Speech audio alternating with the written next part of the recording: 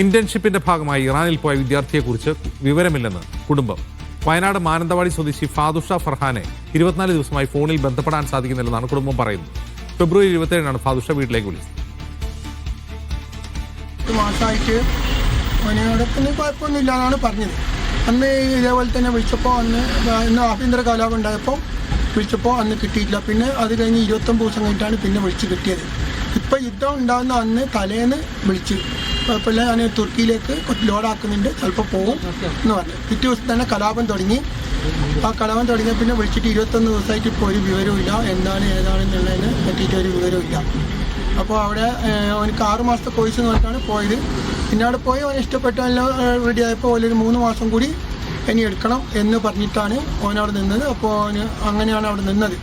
അപ്പോൾ മെയിൽ ഇങ്ങോട്ടേക്ക് വരും എന്നാണ് പറഞ്ഞത്.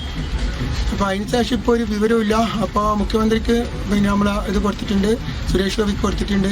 പിന്നെ നമ്മളെ മന്ത്രി OR കേളുവിന് നമ്മളെ അടുത്തുള്ള ആളാണ്, മൂപ്പരിക്കും അതിൻ്റെ അപേക്ഷകൾ കൊടുത്തിട്ടുണ്ട്.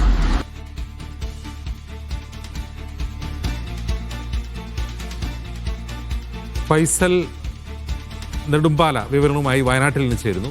ഫൈസൽ, ഈ വിദ്യാർത്ഥി എന്ത് പഠിക്കാനാണ് ഇറാനിൽ പോയത്? അജിൻസ് ജയ്പൂരിലെ ഒരു സ്വകാര്യ ഷിപ്പിംഗ് കമ്പനിയുടെ ഇന്റേൺഷിപ്പിന്റെ ഭാഗമായാണ് ഇറാനിലേക്ക് പുറപ്പെട്ടത്. ജയ്പൂരിൽ നിന്നുമാണ് ഇറാനിലേക്ക് പുറപ്പെട്ടത്. 6 മാസത്തെ കോഴ്സ് എന്ന് പറഞ്ഞുകൊണ്ടാണ് ഇദ്ദേഹം വീട്ടിൽ നിന്നും പോകുന്നത്. കഴിഞ്ഞ 6 മാസം നിൽക്കുകയും അതിനുശേഷം 3 മാസം കൂടി ഇന്റേൺഷിപ്പ് എക്സ്റ്റെൻഡ് ചെയ്തിട്ടുണ്ട് എന്ന അടിസ്ഥാനത്തിൽ 3 മാസം കൂടി നിൽക്കുകയായിരുന്നു എന്നാണ് ഈ കുടുംബം ഇപ്പോൾ പറയുന്നത്. ഇറാനിൽ യുദ്ധം ഉണ്ടാകുന്നതിന്റെ തലേ ദിവസം വരെ വീട്ടുകാരുമായി ബന്ധപ്പെട്ടിരുന്നു. അവസാനമായി തുർക്കിയിലേക്ക് കപ്പലിൽ പോകുന്നു എന്നുള്ള വിവരമാണ് വീട്ടുകാരെ അറിയിച്ചതെന്നാണ് ഈ വിദ്യാർത്ഥിയുടെ പിതാവ് പറയുന്നത്. അതിനുശേഷം യാതൊരു വിവരം വിദ്യാർത്ഥിയെ കുറിച്ച് ഉണ്ടായിരുന്നില്ല. ഇപ്പോൾ 24 ദിവസം പിന്നിടുകയാണ്. അതിനുശേഷമാണ് ഇപ്പോൾ മുഖ്യമന്ത്രിക്കും അതുപോലെ സുരേഷ് ഗോപിക്കും ഉൾപ്പെടെ പരാതി നൽകിയിരിക്കുന്നത്. എന്തായാലും അന്വേഷണം ഊർജിതമാക്കണമെന്നുള്ളതാണ് കുടുംബത്തിന്റെ ആവശ്യം.